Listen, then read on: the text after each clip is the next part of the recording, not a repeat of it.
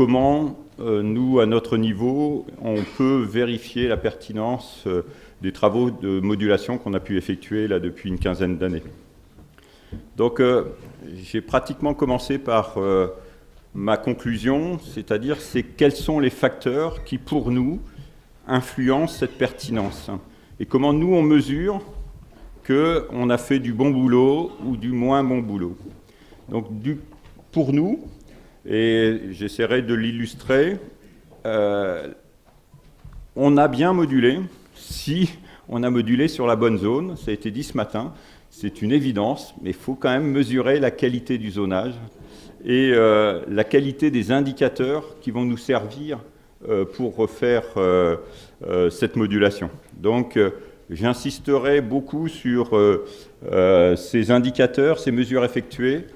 Je n'aurai pas le temps de détailler tous les process et la partie prélèvement process qu'on a mis en place et qui pour nous sont essentiels parce qu'il n'y a rien de pire que de moduler à l'inverse de ce qu'on aurait dû faire. Voilà. Ça peut paraître évident, mais vaut mieux le préciser. Et puis, un des éléments essentiels dans la modulation, c'est le conseil. Et le conseil intraparcellaire. Gilbert Grenier, ce matin, parlait de est-ce que c'est les mêmes règles de décision en parcellaire qu'en intraparcellaire? On essaiera d'y répondre et d'apporter quelques éléments de réponse et comment nous, on a essayé d'établir des règles de décision spécifiques. Voilà un petit peu ce que Donc, voilà. Déjà, un premier façon pour nous d'illustrer. Alors, ça n'a rien de très scientifique. Hein, je serai beaucoup plus dans l'opérationnel, sachant que notre objectif, c'est autant un outil de communication avec l'agriculteur qu'un outil, effectivement, de mesure effective. Nous, on calcule pour vérifier comment, au bout, là, en l'occurrence, de 7 ans, on a pu progresser sur cette parcelle de référence. On a calculé ce qu'on appelle, nous, un indice API. Hein, c'est un indice qu'on a créé qui est exprimé en rendement relatif du maximum. D'accord. Ce qui nous permet de mesurer qu'on avait en 2004 une partie notamment là qui était très faible, sur lequel il a fallu que l'on module, que l'on apporte des corrections pour ensuite pouvoir exprimer plus le potentiel de la parcelle et qui est aujourd'hui à 80% du maximum. L'objectif n'étant pas d'atteindre 100%, puisque effectivement, sauf dans des parcelles à très fort potentiel de sol ou à sol uniforme, l'objectif n'étant pas d'être à 100%. Deuxième point essentiel pour mesurer la pertinence, c'est la qualité du diagnostic et la qualité du conseil. Comment on peut la mesurer? Premier point qui paraît évident, c'est aujourd'hui, on a parlé ce matin de grid sampling, d'autres méthodes. Donc nous, on a comparé notre méthode d'analyse basée sur des facteurs essentiels qui ont été mis en évidence ce matin, qui sont l'hétérogénéité historique de l'historique parcellaire, notamment sur la partie fertilité, et on l'a comparé à du grid sampling. D'accord ? Pour vérifier que notre méthode était quand même suffisamment robuste, même si économiquement on était obligé de faire des arbitrages, parce qu'on est descendu à pratiquement plus de 10 analyses, on est descendu à 1 analyse et demie en moyenne par hectare. Par contre, descendre en dessous d'1 analyse et demie par hectare nous semble pas pertinent à notre niveau, compte tenu des mesures et des vérifications qu'on a fait. Donc, et ça paraît essentiel, et je préfère le dire, puisque aujourd'hui tout le monde peut moduler. Mais est-ce qu'on module sur les bonnes zones? Voilà. Et donc il est très important de mesurer la fiabilité du zonage. Comment aussi on a pu mesurer, nous, l'intérêt de la modulation? là, on a la chance, au niveau de Defisol, de suivre des agriculteurs depuis plus d'une dizaine d'années. Ça fait même, puisque ça a été créé il y a plus de 15 ans. Aujourd'hui, là, par exemple, on a des cartes d'évolution, et on l'a fait là sur des milliers d'hectares, d'évolution des teneurs entre 2007 et 2014. Là, vous voyez qu'on arrive à une uniformité de la variation des teneurs minérales, là en l'occurrence en phosphore.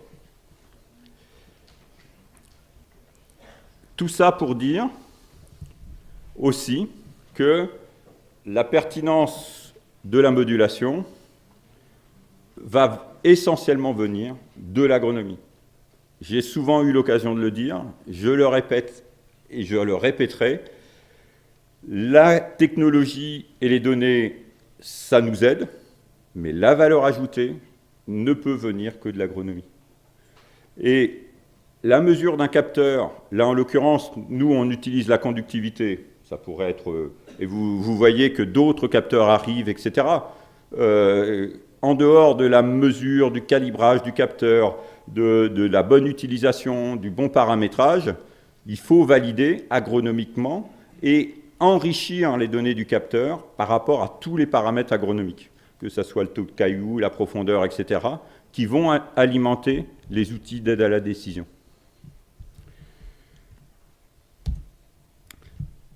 Autre point essentiel, acquérir des références. Aujourd'hui, en attendant le big data, on en a parlé ce matin, en attendant d'autres technologies de type deep learning, etc., nous, depuis 15 ans, on n'a pas trouvé mieux que de faire des essais petites parcelles, de les placer dans un même contexte pédoclimatique, dans deux zones différentes, avec des essais, avec des profondeurs de sol différents, et de mesurer des courbes de réponse. Et ça peut paraître des dispositifs qui sont lourds, mais qui sont indispensables pour caler le conseil dans tous les domaines, que ça soit, là on a pris l'exemple de l'azote, mais ça va être pour tous les éléments que l'on souhaite moduler. Donc ça peut paraître des dispositifs un peu lourds. On en a essayé d'autres, et on en essaye d'autres, sur un sujet qui a été évoqué aussi ce matin, qui était la modulation des fongicides. Là, on a mis en place une expérimentation grande parcelle, avec des microzones récoltées à la machine, mais avec des protocoles de modulation différents. Et avec pour objectif de mesurer l'interaction entre le potentiel, donc le type de sol, et la biomasse. Alors, j'ai eu l'occasion d'échanger ce midi, mais c'est puisqu'il y avait un panneau sur ce sujet-là, mais en quoi vous prenez en compte le type de sol pour la modulation de fongicides? Ça a été expliqué un petit peu ce matin là, sur la partie vigne aussi, et ça m'a d'ailleurs aussi intéressé. Mais pourquoi? Parce que historiquement, nous, on avait des agriculteurs, et c'est les agriculteurs qui modulaient leurs fongicides uniquement sur le type de sol et le potentiel, parce qu'ils n'avaient pas un raisonnement, là par contre, purement agronomique, ils avaient là privilégié le raisonnement économique, en disant je vais investir moins ma protection fongicide sur mes terres qui ont moins de potentiel que sur les terres à faible potentiel.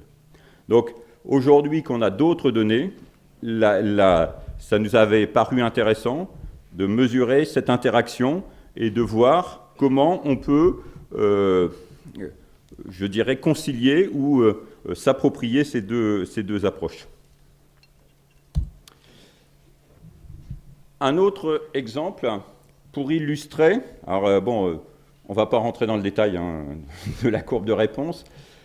Aujourd'hui, comme vous le savez, Defisol et BIAPI ont essentiellement axé leurs prestations, et comme l'a dit d'ailleurs Gilbert Grenier ce matin, la première des choses en modulation, même si je ne l'ai pas repris là, et sur lequel il y a le plus de points à moduler, enfin le premier facteur à moduler reste la fertilité de fond. Et ça, c'est une vraie conviction. et qui est exprimé aussi par ce tableau, enfin par ce graphique.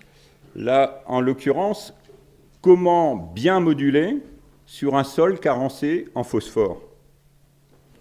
En télédétection, aujourd'hui, on ne sait pas détecter une carence en phosphore en télédétection. Donc, si on module uniquement sur cette approche-là, si on n'a pas levé ce facteur limitant, on peut arriver à ces extrêmes qu'on perd 15 quintaux et 28 unités d'azote si on module uniquement sur ce paramètre. Donc, tout ça pour vraiment illustrer tous les paramètres qu'il y a à prendre en compte au niveau de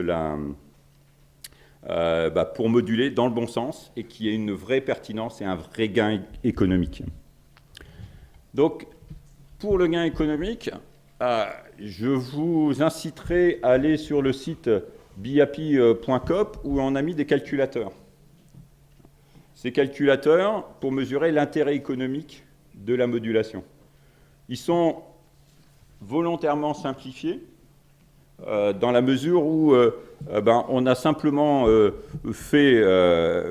on a moyenné un certain nombre de paramètres, mais le paramètre le plus important pour la pertinence de la modulation, c'est le taux d'hétérogénéité. Ça a été bien exprimé ce matin. Alors encore mieux quand c'est pas un côté erratique, etc. On ne va pas reprendre tout ce qui a été dit ce matin, mais et quand c'est bien appliqué, etc. Mais le principal facteur économique de gain de la modulation, c'est le taux d'hétérogénéité. Et malheureusement, notamment en matière de fertilisation de fond, on ne connaît pas a priori le taux d'hétérogénéité. Donc, sans avoir fait ce diagnostic et avoir fait un certain nombre d'analyses, peut-être que demain, on arrivera à avoir un nombre d'analyses encore plus important pour le même prix, mais aujourd'hui, c'est quand même ce point clé à prendre en compte. On a aussi mis un simulateur sur le gain environnemental permis par la démarche azote, parce que dans les gains qui ont été évoqués ce matin, effectivement, il ne faut surtout pas oublier, et là, on parlait aussi sur la partie modulation fongicides, herbicides, etc., en dehors du gain économique, qui n'est pas toujours évident à chiffrer. Je partage l'analyse qui a été donnée ce matin. Il y a quand même des enjeux environnementaux importants, et là, notamment par rapport à la notion de lame filtrante, etc., de lame d'eau drainante, c'est quand même essentiel. Voilà les points clés que je voulais vous montrer sur la pertinence de la modulation. Et puis, simplement vous signaler effectivement aujourd'hui ce sur quoi on se base pour mettre en œuvre au niveau national toutes ces démarches d'agriculture de précision, puisque aujourd'hui, BIAPI est présent, comme vous voyez, dans toute la France. Distribuer toutes ces technologies-là sont des technologies distribuées clé en main par l'ensemble des coopératives, dont un certain nombre sont ici présentes, et qui peuvent mettre en place et accompagner l'agriculteur, qui est aussi le point clé de la pertinence de la modulation, avec des essais et des adaptations locales, puisque en 2018, il y a eu 44 essais faits dans le cadre de BIAPI sur ces protocoles d'agriculture de précision intraparcellaire, que ce soit en azote, en fongicide et dans d'autres intrants. Et puis puis ceux qui en parlent le mieux, ça reste encore les agriculteurs qui le mettent en œuvre et qui peuvent eux aussi témoigner de la pertinence de la modulation. Merci beaucoup. On vous applaudit. Est-ce qu'il y a des questions? Il suffit juste de lever le bras et on vous donne un micro. Qui prend la parole? Pas de questions? C'est le moment ou jamais. Si, monsieur là-haut. Bonjour, Benoît Camus de Triscalia. En fait, je me demandais, sur les toutes premières diapos, il était question d'un rendement relatif. Je voulais savoir si c'était mesuré ou modélisé. Non, là, c'est vraiment des rendements mesurés. Nous, on est... voilà, c'est que des exemples pris. Alors, comme c'est des références historiques, 2004, 2002 ou 2003, c'est essentiellement des références d'EFISOL, puisque BIAPI a été créé plus récemment. Mais non, c'est que des mesures. Et là, c'est notre parcelle de référence qui nous a permis d'identifier et sur lequel on travaille. Enfin, c'est une des parcelles de référence. Non, c'est vraiment du mesuré. Et heureusement, on n'a pas que celle-là, d'ailleurs. Tout à fait. Une seconde question. Merci pour ton exposé. J'avais une petite question sur ton hypothèse, ou en tout cas ton souci de connaître la variabilité du phosphore, qui pour toi est quelque chose d'important. Et du coup, ma question, c'est, on n'a pas d'outils aujourd'hui pour cartographier précisément, directement cette grandeur-là. Et comment on s'y prend, ou quelles sont les voies que tu vois dans ce domaine-là? Alors, nous, ce qu'on fait depuis, alors j'ai pas redéveloppé, mais nous, ce qu'on fait depuis maintenant pratiquement 15 ans, la méthodologie de cartographie, c'est qu'on essaye d'optimiser un plan de prélèvement. Donc on optimise à partir de différentes cartes, dont les cartes historiques IGN depuis 1947, j'en parlais à midi, qui ont une incidence et une influence vraiment très importante, qui nous permet d'optimiser pour arriver à un peu plus d'une analyse hectare. Et du coup, on optimise, et on a optimisé toute la chaîne de traitement pour optimiser très très rapidement. Donc on a des prestataires qui passent avec un quad et qui font une carte très précise à plus d'une analyse hectare et qui nous permettent de cartographier.